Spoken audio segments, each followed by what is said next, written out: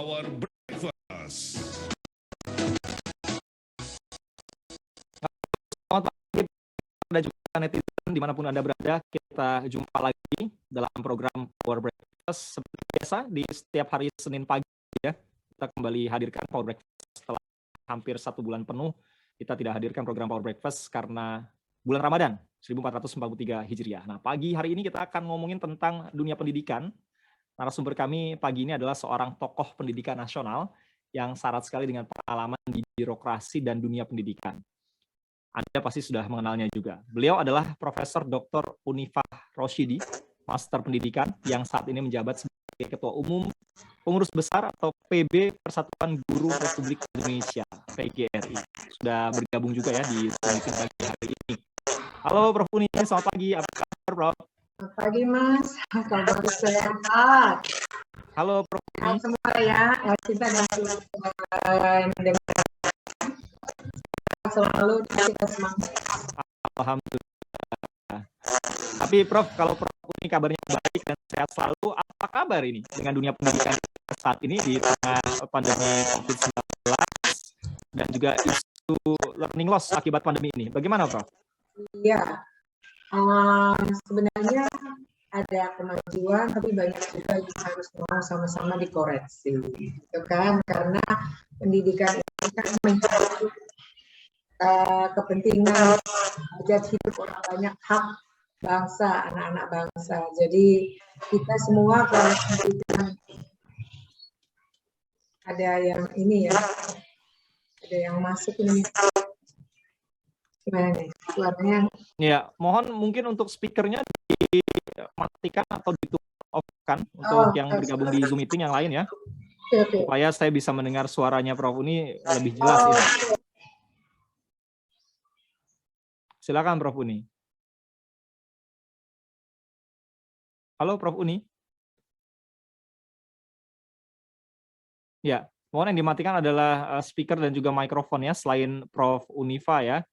Kalau Anda juga berada di dalam Zoom meeting, silakan Anda bisa matikan untuk speakernya atau Anda bisa menggunakan hands-free supaya tidak mengganggu dan suaranya tidak masuk ke mikrofon atau mikrofonnya saja yang dimatikan ya. Kita mungkin akan jeda terlebih dahulu karena nampaknya Prof. Unifah agak terputus sambungannya. Nanti kita akan lanjutkan lagi.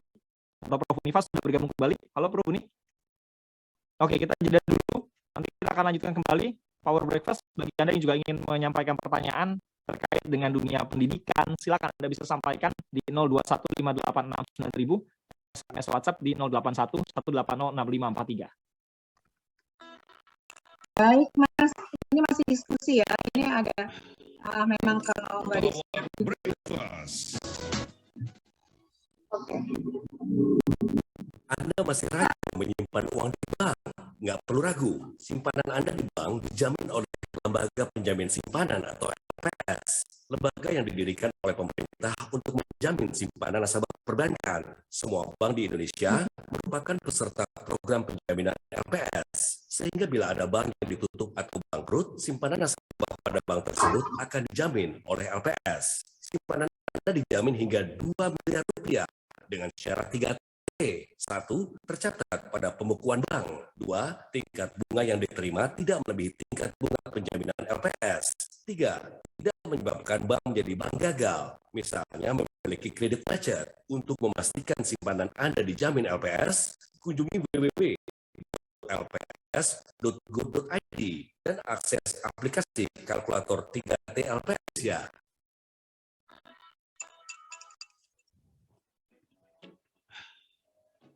Power Breakfast.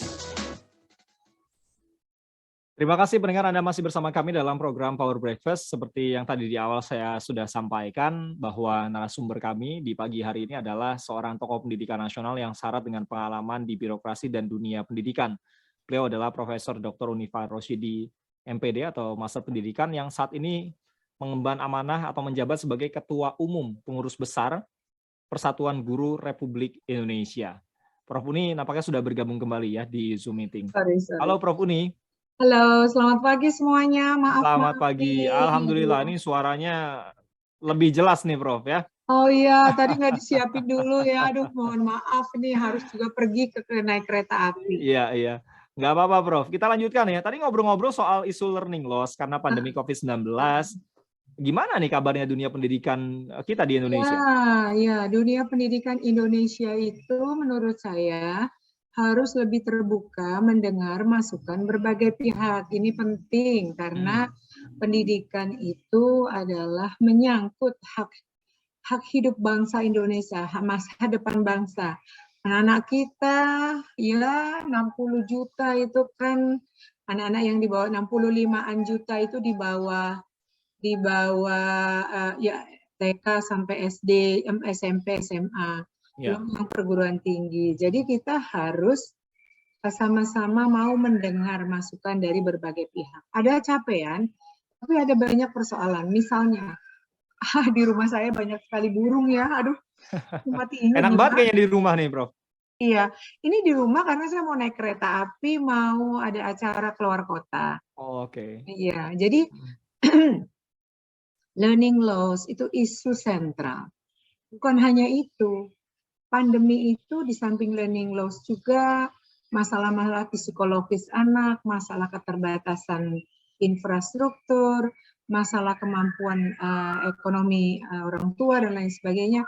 Ini memerlukan sebuah pemikiran yang komprehensif, cara-cara dan melibatkan banyak pihak agar kita tidak semakin jauh tertinggal. Itu sebabnya sebenarnya kita memberikan apresiasi bagi capaian yang baik, tetapi kalau kita harus bersedia juga mendengar berbagai masukan yang sekiranya untuk memperbaiki. Misalnya, isu learning loss, isu masalah perkawinan dini, kemampuan orang tua yang terbatas akibat pandemi, post-pandemik ini bukan kurikulum baru yang dibutuhkan. Karena kurikulum baru itu mengubah ya secara fundamental cara misalnya mengubah susunan mata pelajaran yang harus dipahami oleh guru, mengubah juga banyak hal, termasuk metode pembelajaran dan lain sebagainya. Kalau guru itu kan perlu disiapkan, perlu disosialisasikan. Begitu juga aturan-aturan yang ada di sekitarnya. Kalau ininya kurikulum barunya diubah, tetapi aturan-aturannya tidak, guru itu terancam tidak bisa dibayar tunjangan profesinya karena strukturnya dikatakannya salah satu aspeknya adalah lebih fleksibel. Tetapi di sisi lain aturannya masih rigid. Nah, ini yang harus kita bicarakan bersama-sama, termasuk apa ya sih pada masa pandemi seperti ini, begitu kita darurat pendidikan, obatnya adalah kurikulum baru. Obatnya adalah misalnya tailoring. Obatnya adalah misalnya kita menyederhanakan. Obatnya kita mengajak pemerintah daerah, guru, dan lain sebagainya, bagaimana memenuhi kebutuhan siswa, orang tua, dan kemampuan pemerintah daerah agar pembelajaran bisa efektif. Nah, pandangan-pandangan ini seolah-olah disebutkan bahwa PGRI berseberangan, sama sekali enggak, orang kita baik-baik aja.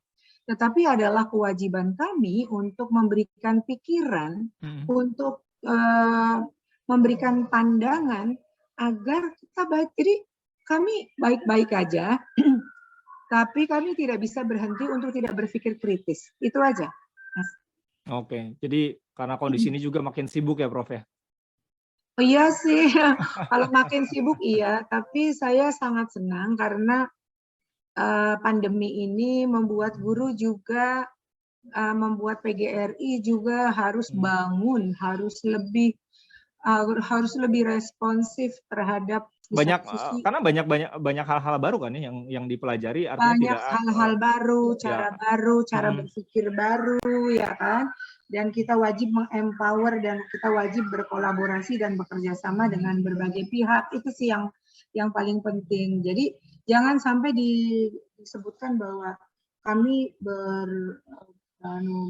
bukan, tapi kami memang memberikan masukan kritis. Itu penting loh Mas bisa. Oke. Nanti kita arahkan ke arah sana ya, karena nanti kita akan juga membahas tentang revisi Undang-Undang Sistem Pendidikan Nasional mengapa PGRI menolaknya dan seperti apa sih yang diinginkan oleh PGRI atau apa yang kira-kira perlu diperbaiki, apa yang perlu diakomodir supaya misalkan apakah revisi Undang-Undang Sistem Pendidikan Nasional ini tidak perlu dilakukan atau kalaupun dilakukan apa yang perlu diperbaiki. Nanti kita bahas ke arah sana.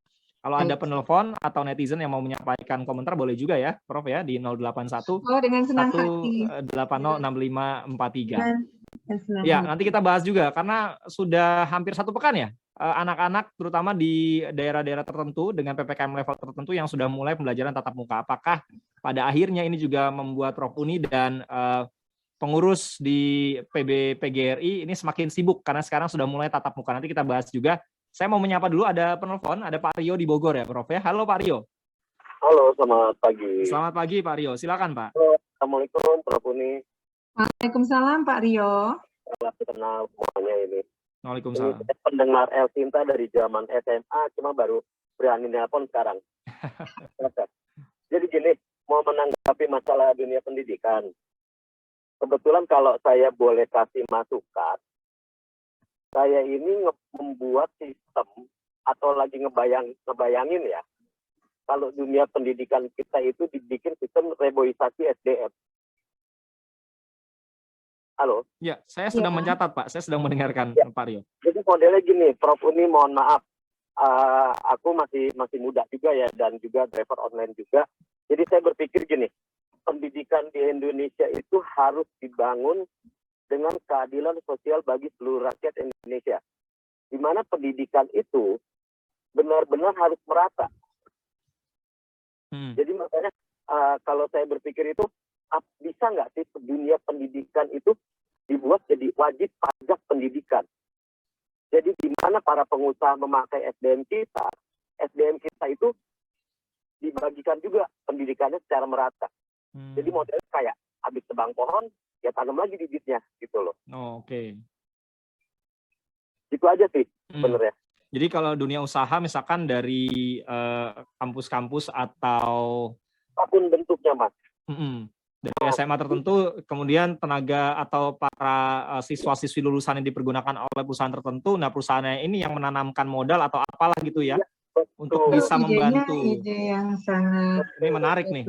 Nanti ditanggapi, Prof. Pak Rio ada lagi?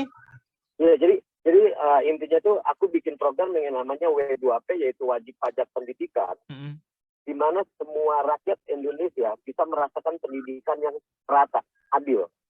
Jadi tidak ada lagi yang namanya guru honorer gitu loh. Mungkin Prof Uni bisa bantu gitu loh. Ya. Keren banget. Oke, baik. Terima kasih Pak Rio. Ini menarik nih usulannya. Nanti ditanggapi ya oleh Prof Uni. Silakan Prof, bisa ditanggapi dulu tadi usulan. Pertama, Mas Rio hati-hati di jalan ya, bawa kendaraan ya. Iya. Saya respect sekali loh sama Anda. Sampai hatinya tersentuh banget. Jangan sampai lagi bawa mikirin banget itu terlalu serius ya.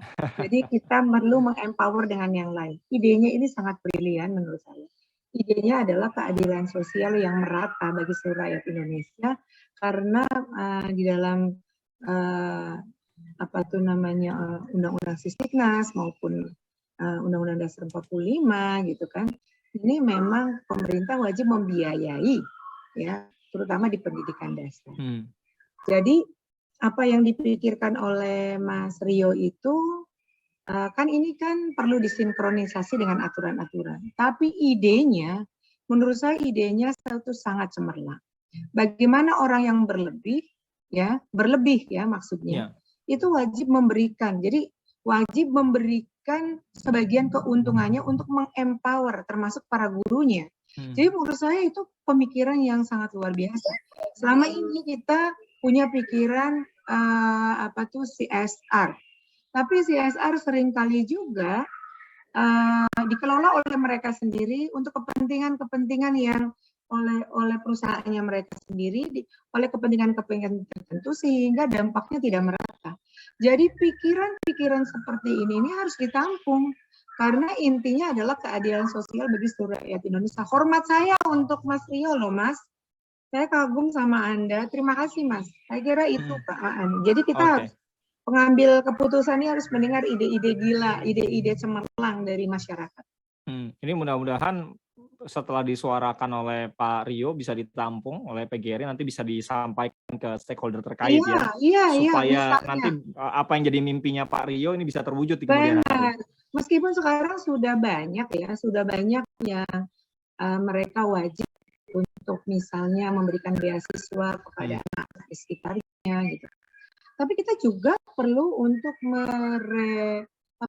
merefresh program CSR itu, karena CSR itu bagus, tapi sekarang kan dikelola oleh anak perusahaannya atau apa, sehingga dampaknya itu kurang merata. Kalau itu misalnya di-empower keseluruhannya, misalnya ditampung untuk di setiap daerah, untuk kepentingan keadilan sosial, termasuk untuk, ya Allah, untuk para guru. Ya memang hanya Indonesia sih yang cerita guru honorer 200.000 tuh Mas Rio. Hormat pada Mas Rio, terima kasih. Oke, baik. Kita ke penelpon berikutnya dulu ya, Prof. Ada Pak Hari di Cempaka Putih. Halo Pak Hari, selamat pagi Pak. Halo, selamat pagi Mas Beri. Apa kabar? Kabar baik, alhamdulillah. Mudah-mudahan Pak Hari baik juga ya. Silakan Pak dengan Prof Uni Pak. Ya, terima kasih. Selamat pagi. Assalamualaikum Prof Uni. Waalaikumsalam Pak Hari. Ya, jadi begini Bu, itu Bu, saya mau usul ya Bu ya ke PGRI. PGRI kalau bisa mengusulkan ke Dirjen Menengah Dasar ya, Pendidikan Menengah Dasar, Kemendikbud. Itu ada SMA Taruna Nusantara di Magelang. Itu dinegeriin aja Bu. Diusulkan dinegerikan pakai anggaran negara gitu, APBN. Supaya murah, karena selama ini dari semenjak buka itu dari 5 juta, 10 juta, 25 juta, 30 juta, dia harus bayar segitu. Yang masuk tuh ya kebanyakan orang-orang kaya gitu. Kan itu didirikan tahun 92. Jadi ada sejajar seperti itu ya, seperti Insan Cendekia yang di Serpong itu. Itu negeri dan kualitasnya nggak kalah hebat itu. Jadi saya usul dinegerikan saja itu, karena supaya merata gitu loh. Oke. Dan PGRI mengusulkan juga jangan ada di Magelang juga. Misalnya ada di Bandung, ya di Bandung ada swasta juga itu, tapi itu punya perorangan ya, di Bandung atau di Semarang atau di Surabaya atau di Medan, di Kalimantan. Baik. Jadi pakai anggaran negara aja kan gampang itu. Kemudian lokasi-lokasinya tanah-tanahnya itu pakai tanah Pemda bisa, atau pakai tanah yang utang BLBI itu dipakein aja yang udah dirampas oleh negara. Oke, gitu. Pak. Terima Yang kasih. pertama, yang kedua. Ada lagi. Kan ada ini Mas Beri, ada katanya saya dapat informasi ada SMA, SMP gratis ya tahun ini itu di wilayah DKI Jakarta katanya ya. Itu boleh karena mereka yang tidak mampu masuk ke SMA, SMP negeri ya, itu bisa masuk ke swasta tapi gratis. Itu pakai anggaran APBD. Kayak Pemda DKI kan nih 160 miliar duitnya kalau nggak salah ya, berapa triliun gitu. Jadi bisa disubsidi gitu, gratis SMA-nya. Terima kasih Pak. Baik. Assalamualaikum. Terima kasih. Waalaikumsalam Pak Hari di Cempaka Putih, Jakarta Pusat. Ada beberapa pertanyaan ataupun komentar juga via WA, Prof. Tapi setelah mungkin jawaban untuk Pak Hari bisa ditanggapi dulu oleh Prof Uni. Silakan. Pak Hari, Taruna Nusantara itu dibangun dengan idealisme pada masa itu. Idealisme untuk menciptakan the future leaders gitu. Jadi bukan hanya intelektual, tapi kesemaptaan, emosional. Dan itu Taman Taruna Nusantara. Saya sendiri ikut membuat waktu itu membantu kurikulum sendiri, pengayaan kurikulum. Pada masa awal didirikannya itu di Kementerian Hankam kalau nggak salah ya, Pertahanan dan Keamanan, dan itu memang menggunakan uang negara. Ya, ini akibat dari maaf ya kalau saya salah kurang tepat. Aturan pemerintah juga yang menyebabkan mereka yang mengkategorikan sebagai swasta itu kan kalau tidak salah ini ya, itu oleh pemerintah pula. Sebenarnya sekolah-sekolah seperti ini, kalaupun di bawah, sebenarnya itu di bawah kementerian, kayak sekolah kedinasan gitu, tapi di level SMA. Itu kalau saya melihat ide yang sangat bagus dari pikirannya Pak Heri itu, harusnya kalau toh ini menjadi sekolah khusus gitu, tetap dibiayai oleh negara supaya semua bisa ini. Jadi anak saya dua lulusan dari sana loh, Mas. Wah, luar biasa. Dulu itu ya nggak bayar yang kayak cerita sekarang ini, zaman beda ceritanya dulu ya. Beda ceritanya, Mas. Saya juga ikut kok. Dan anak-anak saya secara personal mereka sangat mandiri. Sekarang sekolahnya juga nggak dibikin repot gitu kan. Di sana gurunya itu sebagai pamong, bukan saja guru sebagai guru yang mengajar, tapi mendampingi anak-anak, pamong sebagai orang tua, pengasuh gitu. Nah, saya udah lama waktu itu, kenapa sih ini nggak negara saja yang itu kan ya, jadi tetap di kementerian karena itu kurikulumnya agak berbeda, tapi kemudian didirikan di semua provinsi dan mengambil, dan itu sebenarnya idenya dulu kerjasama dengan para pemerintah daerah, anak-anak yang istimewa yang tidak mempunyai kemampuan membayar bisa dididik, dan itu untuk keindonesiaan juga. Jadi di sana itu betul-betul unitaristik lah ke semua gitu. Nah sekarang saya mendengar yang baru ini, coba deh, karena saya masih tetap terhubung dengan mereka melalui yayasan anak-anak SMA Taruna Nusantara, dan ide ini cobalah saya bicarakan kembali kepada kementerian, karena ini adalah kawat candra di muka untuk mengembangkan anak-anak, bukan personalized learning, dan bukan saja semacam intelektual, tapi emosional, tapi kemudian kecintaan kepada negara, kesemaptaan, kedisiplinan gitu. Mas, makasih ya Pak Heri, ide yang sangat baik. Oke. Nah Prof, ini kan ngomong-ngomong tentang dunia pendidikan ya, bulan Mei ini kan adalah bulan pendidikan nasional. Apa saja sih sebetulnya agenda-agenda dari PGRI yang sampai sekarang coba untuk terus diperjuangkan? Karena kita tahu ya, tadi di awal juga kita sempat singgung bagaimana keterjangkauan atau keberpihakan pendidikan ini merata untuk semua masyarakat di Indonesia. Tapi di satu sisi juga kita punya persoalan tentang kesejahteraan guru dan jumlah guru secara kuantitas juga kualitasnya, Prof. Bagaimana, Prof? Ya betul. Kami ini baru saja menyelesaikan rapat koordinasi sekaligus halal bihalal dengan dengan PGRI provinsi. Dan kita memang mempunyai agenda-agenda utama, agenda internal maupun eksternal. Yang kita pikirkan adalah saat ini, saya ingin fokus, kalau PGRI fokusnya bagaimana menata kelolakan pendidik dan tenaga kependidikan di seluruh Indonesia, karena IDEA adalah kunci. Nah, kalau sekarang di RUU Sisdiknas, di kurikulum, dan lain sebagainya, itu semuanya masih terasa indah secara konsep. Apalagi di RUU Sisdiknas. Guru itu makin jauh lah ditempatkannya karena hanya 3 undang-undang. Jadi kemarin kita membicarakan tentang misalnya, bagaimana ya masa depan pendidikan ini kalau guru semakin ditempatkan di pojok sana yang cuma indah dipidatokan. Contoh begini.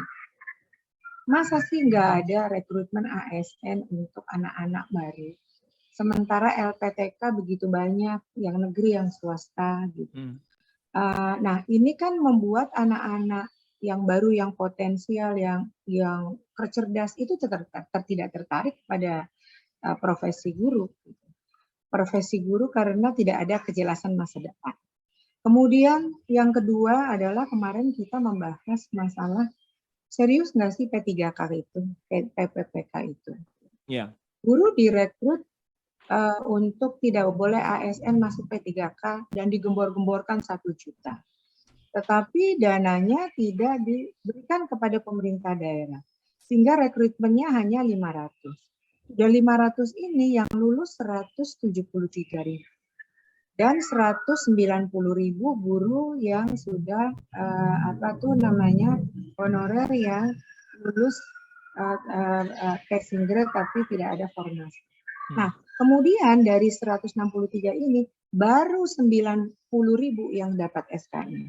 Dan ketika 90.000 didapat SK-nya, itu mereka hanya diberi kontrak 1 tahun. Setelah 1 tahun mereka kembali honorer. Ini kan tata kelola guru ini kalau tidak serius, ya sudah wassalam. Sementara kita punya kebiasaan mengatakan gurunya tidak berubah. Guru itu hanya ada di ujung tombak salah satu sistem yang sistem birokrasi, di mana dia tidak bisa berdaya apa-apa. Sementara di luar sana kita sedang berbicara tentang personalized learning. Kita bicara tentang online learning. Kita bicara tentang hybrid. Kita bicara tentang disrupsi di semua bidang kehidupan.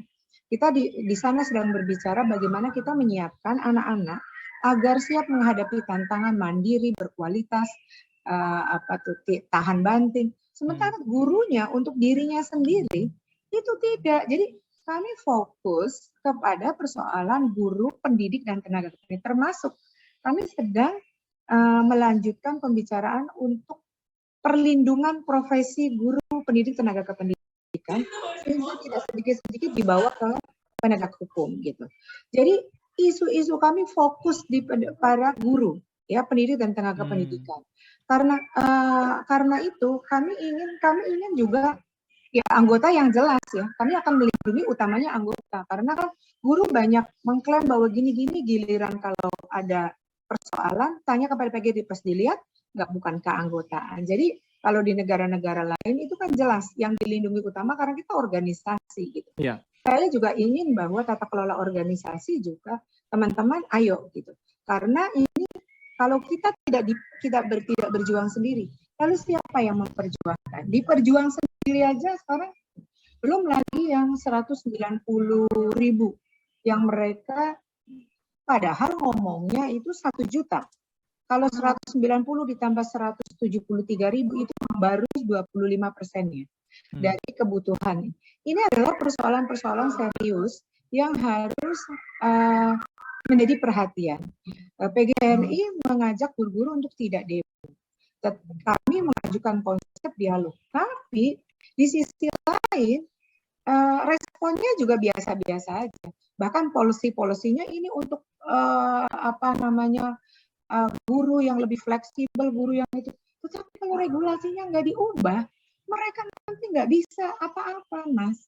Dan kalau guru terus-menerus, ya kalau Anda dikasih 200-300 ribu itu, mereka punya anak, ya bagaimana saya tidak berbicara?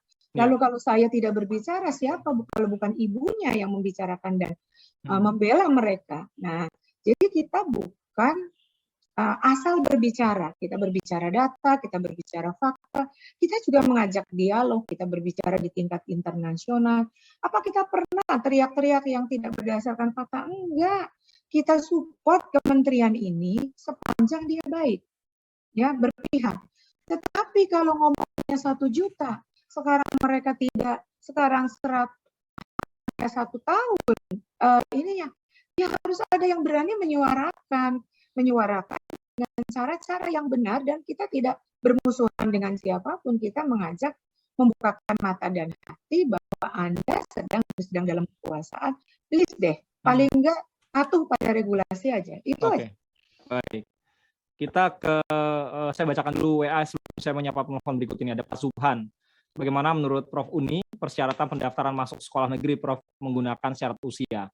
Saya kadang-kadang kok kurang mengerti ya kalau kata Pak Subhan, karena ada yang nilainya gara-gara umurnya selisih 1 hari aja itu jadi nggak keterima, padahal nilainya sama, beda selisih 1 hari justru nggak keterima, padahal nilainya sama kata Pak Subhan. Kemudian juga ada komentar-komentar lainnya via WA, ada yang menyampaikan bagaimana cara pemerintah bisa membuat pendidikan ini semakin maju di pelosok-pelosok desa, karena sistem pendidikan di pelosok itu masih sangat jauh tertinggal kurikulumnya. Kalau bisa sering-seringlah melakukan sidak ya, tanpa pemberitahuan terlebih dahulu ke setiap sekolah-sekolah agar bisa melihat langsung bagaimana sistem pembelajaran sesungguhnya tanpa rekayasa yang ada di daerah-daerah. Ini dari Ibu Oktavia di Lebak, Banten. Sebelum ditanggapi 2 WA tadi, saya mau menyapa dulu penelpon berikut ini, Prof. Ada Pak Heru di Tangerang. Halo Pak Heru. Halo, Assalamualaikum. Waalaikumsalam Pak Heru, silakan Pak. Saya berpendapat begini, Bu. untuk pendidikan sekarang ini kita sangat istilahnya tragis lah. Dari segi guru berpendapat kalau dia diangkat PNS kualitas hidupnya makin ini, tapi saya perhatiin tanggung jawab guru juga makin kurang sekarang ini. Contoh, kalau dulu di SD itu guru itu sabar ngajarin anak murid itu sampai bisa baca, sampai bisa nulis. Sekarang masuk SD itu sudah bisa baca, padahal standar pendidikan TK itu bukan untuk belajar baca, bukan belajar nulis, tapi belajar bersosialisasi gitu. Nah ini jadi kematangan emosional anak itu nggak ada sekarang ini. Terus juga terkadang guru juga berhadapan dengan murid yang punya kualitas bagus karena dia orang susah, itu melihatnya sebelah mata. Yang dilihat itu murid yang mampu gitu. Terus juga di sisi lain saya emang agak sulit juga punya menteri yang pendidikan luar, tapi dia nggak ngerti perusahaan guru yang ada di pelosok-pelosok gitu. Jadi dia berpendapat sekarang ini udah bagus dengan misalnya online, dengan teknologi ini digital gini, tapi kita nggak tahu yang di pelosok-pelosok ini yang mengalami kesusahan istilahnya teknologi dan lain sebagainya. Jadi ya mudah-mudahan ada dialog yang seperti Bu tadi bilang lah, istilahnya sama-sama saling memahami antara kesusahan guru, kesusahan murid yang nggak mampu. Jadi saling sinergi antara pemerintah daerah sama pemerintah pusat gitu, dari APBD, APBN gitu. Mudah-mudahan sih ke depannya pendidikan lebih baik lah gitu. Oke, amin. Terima kasih Pak Heru di Tangerang ya. Selamat pagi Pak. Silakan Prof Uni, bisa ditanggapi dulu dari penelpon ini, Pak Heru di Tangerang. Pak Heru, iya saya bisa merasakan ya keresahan hati Pak Heru, tapi juga mohon memahami keresahan hati para guru juga ini. Jadi memang perlu ada sering kita berbicara. Ini sebenarnya ini apa ya? Ada perubahan nilai-nilai pada masyarakat, pada orang tua, pada kita semua. Sebenarnya sama sekali tidak ada itu yang namanya syarat anak-anak untuk bisa membaca dan menulis masuk SD gitu. Tetapi orang tua juga sebagian ya, nggak semua, yang mendorong-dorong agar di TK harus bisa membaca dan menulis dan nggak puas kalau belum bisa. Gitu. Jadi ini memang terjadi perubahan sosial masyarakat. Tapi guru wajib mendidik anak-anaknya sampai bisa membaca dan menulis. Nih, masukan dari Pak Heri itu sangat penting bagi kita semua untuk kembali kepada akarnya, bahwa yang namanya sekolah dan sekaligus juga menghimbau kepada masyarakat bahwa kecuali mereka mau itu sendiri di rumah ya dengan cara-cara yang bermain dan lain sebagainya gitu. Bahwa memang kesiapan kedua belah pihak menjadi sangat penting. Dan guru memang wajib untuk mempunyai rasa kecintaan, dedikasi dan lain sebagainya. Itu sebabnya guru SD, guru di kelas awal itu namanya guru kelas, karena kita tema-tema yang dikembangkan, pengembangan kepada mental tadi, kesiapan dan karakter gitu ya. Anak-anak. Jadi sampai hari ini guru itu diminta untuk dan bahkan kewajiban dapat mengajak anak-anak kita bersiap menerima bahwa di sekolah dasar itu adalah misalnya didorong untuk mulai membaca, menulis, berkomunikasi gitu kan, dan yang lainnya. Di sisi yang lain ini guru juga ini memang terjadi berbagai perubahan Pak Heru ya. Termasuk bagaimana kalau guru salah sedikit memberikan ini orang tua nggak terima dan menjadi langsung reaktif gitu ya. Ya. Jadi ini perubahan nilai itu. Karena itu saya minta undang-undang yang terkait dengan misalnya perlindungan anak dengan undang-undang guru dan dosen itu bertemu untuk sama-sama. Jadi tidak mendikotomi satu sama lain, sehingga kalau anak-anak kan betul-betul membutuhkan sosok guru.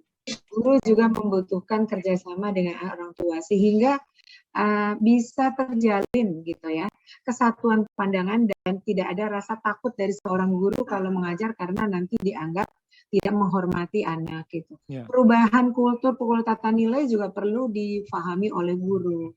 Di mana bagaimana kita harus mengembangkan potensi anak tanpa anak merasa terancam baik fisik maupun mental. Inilah kerjasama ini termasuk juga para pengawasnya gitu ya, para itu untuk para pengawas, ya tadi yang dialog agar Oke. di awal-awal kurikulum di awal-awal di kelas awal ini betul-betul untuk pengembangan karakter dan kemampuan dasar untuk belajar bagi anak itu bagi Pak Heru. Ya. Kemudian Soal batasan usia tadi bagaimana, Prof? Iya, ini Mas Heri atau siapa ya tadi yang dari Jakarta? Dari WA tadi disampaikan oleh Pak Subhan. Pak Subhan, ya saya juga termasuk yang ini kan gini. Kalau dalam persentil ada 1% di bawah atau 1% di atas, gitu kan? Yaitu anak-anak yang istimewa, bahkan itu diberi kesempatan untuk maju berkelanjutan. Jadi tidak dibatasi oleh usia. Saya nggak ngerti bahwa di undang-undang juga bahwa wajib belajar itu adalah tanggung jawab pemerintah daerah. Saya pernah ngajak dialog. Saya bilang jangan strict banget lah, karena kan jangan kaku-kaku banget gitu ya, Prof. Iya, jangan strict banget kepada anak-anak yang beda. Apa ini terkait dengan daya tampung gitu? Kalau terkait dengan daya tampung ya cobalah gitu. Di sisi yang lain, saya juga mendapat laporan sekolah-sekolah kadang-kadang membuat kelas-kelas tambahan. Yang penting begini, kalau ada anak itu memang di sekitarnya memang sampai ya 6 bulan ke atas, kurang lebih gitu kan toleransinya, dia bisa diterima lah gitu. Ini kita rasanya perlu terus mengadakan dialog ya. Dan sekolah juga sudah merupakan tanggung jawabnya pemerintah daerah. Tetapi saya berharap bahwa semacam panduan itu tidak strictly mengatakan umur 6 tahun kurang 1, kurang misalnya karena dia tidak jam 6 tahunnya kurang 00, karena lahirnya jam 10 kurang 6. Itu kan menurut saya ya. Kalau yang itu mungkin kejadian ya, kejadian atau enggak ya, kami nggak tahu. Tapi yang mungkin kejadian itu adalah yang beda berapa bulan, itu yang beda 1 hari tadi Mas. Iya, tadi ada kalau Pak Subhan bilang tadi beda 1 hari itu jadi persoalan. Iya, ini terkait dengan daya tampung nih kira-kira. Tapi daya tampung, tapi sekolah-sekolah swasta juga mengeluh, Bu. Sekolah-sekolah negeri sudah menutup, nanti membuat lagi kelas-kelas baru yang itu. Ini perlu tambahan, sehingga yang ini tetap tidak termasuk ada tambahan. Nah ini perlu ya kerjasama membicarakan dinas pendidikan, pengawas dan lain sebagainya, agar ini semua persoalan-persoalan ini bisa diselesaikan. Ada Mas Jainul ini dari kalau nggak salah dari Jember apa dari mana ya? Pak Jainul. Iya, Pak Jainul. Sehat Mas. Iya, ada juga ini Pak Misran, ada kawan-kawan lain ya dari Kertamukti dan lain sebagainya. Ini juga banyak sekali webinar-webinar Mas. Jadi sekarang tuh bertumpuk acara. Ini ada yang bersamaan. Jadi kalau awal-awalnya orang banyak tertarik, ada juga yang tidak mengikuti tapi mengikuti dari siaran. Gitu Mas Berry. Nah, apa lagi yang belum ditanyakan? Hal lain yang perlu disampaikan oleh Prof Uni adalah bagaimana PGRI di bawah kepemimpinan Prof ini bisa memberikan kebermanfaatan ya untuk para anggota-anggotanya.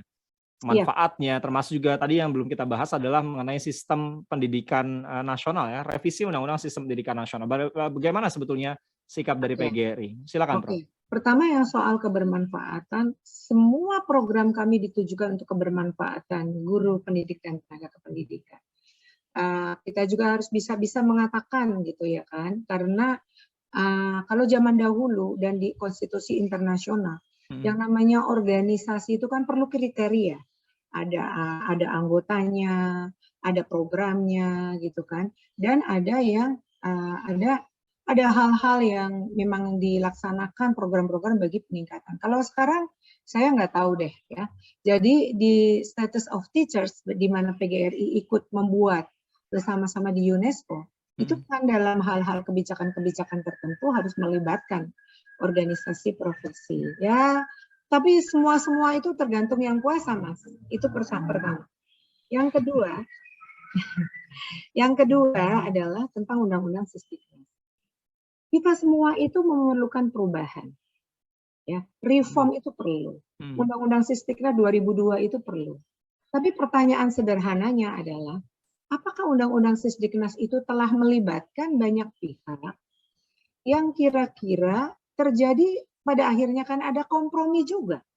Tetapi ada prinsip-prinsip dasar bagi kemajuan pendidikan nasional menghadapi tantangan ke depan. Ini tiba-tiba nggak tahu-tahu jujuk-jujuk kita dipanggil 5 menit untuk memberikan. Kami kan akhirnya kami ini bersama Muhammadiyah, Himpunan Sarjana Mahasiswa Madrasah Nusantara, Majelis Nasional Pendidikan Kristen, Katolik, Taman Siswa, mencoba untuk mengajak membangun kesadaran publik bahwa oke, tapi pertanyaan sederhananya kenapa sangat tergesa-gesa? Dari aspek guru misalnya ya, kami spesifik aja. Dari aspek guru misalnya, itu kok hanya 3 undang-undang yang dilibatkan, yaitu Undang-Undang Guru dan Dosen, Undang-Undang Sisdiknas, Undang-Undang Perguruan Tinggi. Padahal semua tahu bahwa guru sudah didesentralisasi, bahwa pendidikan sudah didesentralisasi. Yeah. Ada undang-undang tentang otonomi daerah, ada undang-undang tentang ASN, ada undang-undang lain yang memerlukan penyelarasan duduk bersama antar kementerian itu dan melibatkan pemerintah daerah. Gitu. Kemudian ini ada program-program. Program-program semua disebutkan kurikulum merdeka. Saya usul kurikulum Indonesia lah. Karena merdeka belajar dan lain sebagainya itu menjadi sebuah ikon. Saya cuma khawatir bahwa undang-undang ini begitu terjadi pergantian, say goodbye, atau orang-orang ini yang merasa tidak terwakili, kemudian rame-rame ke MK, kan habis energinya, Mas. Ya. Kemudian kami pula pertama kali yang mengingatkan, kok kenapa frasa madrasah nggak ada? Madrasah itu kan sangat penting. Kalau soal madrasah ini, bukan semata-mata madrasah loh ya. Di Kristen kalau nggak salah ada yang namanya seminari, ada yang kayak gitu. Kalau di Katolik, di Hindu, Buddha gitu. Kalau itu tidak ada, mereka tidak diakui gitu.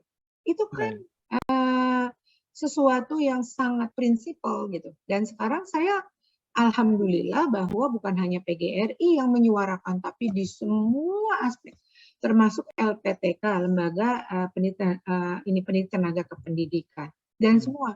Dan ini adalah kesadaran kami, ayolah. Kenapa sih buru-buru? Jadi kami melihat di draft itu juga program-program semua dikandangin di undang-undang, bukan sebaliknya gitu. Ada norma-norma dasar yang harusnya menjadi hal yang sangat prinsip. Di dalam Undang-Undang Sisdiknas, RUU Sisdiknas itu tidak masuk. Jadi bukan kami tidak setuju, tapi kami mengajak, kenapa buru-buru? Masih ada kok 2 tahun yang akan datang. Artinya begini ya, kesimpulannya adalah reform atau perubahan itu perlu, tapi kenapa harus buru-buru, dan kalau memang perubahan itu perlu dilakukan, ya libatkanlah unsur-unsur tadi yang belum diakomodir gitu, Prof ya. Betul, dan prinsip dasar di dalam isinya, diisi di dalam Undang-Undang Sisdiknasnya. Jadi kami itu begitu sayangnya, kalau kami nggak sayang sama kementerian, kalau kami nggak sayang kepada Indonesia, kepada Republik ini, ya kami cukup diam aja. Oke, baik. Prof Uni, terima kasih Prof Uni, waktunya sudah bersama dengan Power Breakfast di El Sinta pagi hari ini. Mungkin lain waktu kita bisa ngobrol lebih panjang lagi ya, terutama mengenai kesibukan Prof Uni juga nanti di kemudian hari. Terima kasih Prof Uni. Terima kasih sekali lagi. Selamat pagi, sehat selalu ya Prof ya. Terima kasih, saya selalu teman-teman, Pak Zainul, kawan-kawan nih dari Pamisran dan semua. Saya pamit ini melanjutkan perjalanan ke Semarang, ke Jogja, dan ke berbagai daerah lagi menemui para guru. Ya, terima kasih Prof. Waalaikumsalam. Demikian tadi perbincangan kami dalam Power Breakfast bersama Ketua Umum PGRI, Profesor Dr. Unifa Roshidi, MPD. Terima kasih juga untuk Anda netizen yang sudah menyampaikan pertanyaan ataupun komentar ya melalui WA. Ada Pak Mauris, Pak Thomas di Bandung, Pak Zubhan tadi sudah, Pak Olekebo, kemudian juga beberapa pendengar lainnya. Mohon maaf tidak semuanya dapat kami baca satu persatu. Kita jumpa lagi nanti dalam program Power Breakfast di kesempatan berikutnya. Pamit ya, boleh live? Mas Zainul, sehat selalu. Power Breakfast. El Shinta News and Talk.